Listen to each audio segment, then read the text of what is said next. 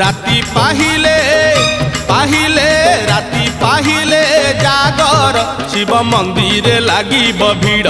हइलो शिव मंदिर लागिब भीड़ राति पाहिले जागर शिव मंदिर लागिब भीड़ हइलो शिव मंदिर लागिब भीड़ पहिली दर्शन पहिली घर्षण पहिली दर्शन पहिली घर्षण पहिली पंडा पहिली धंडा पहिली भोग पहिली जोग पहिली भक्त बड़ राति पाहिले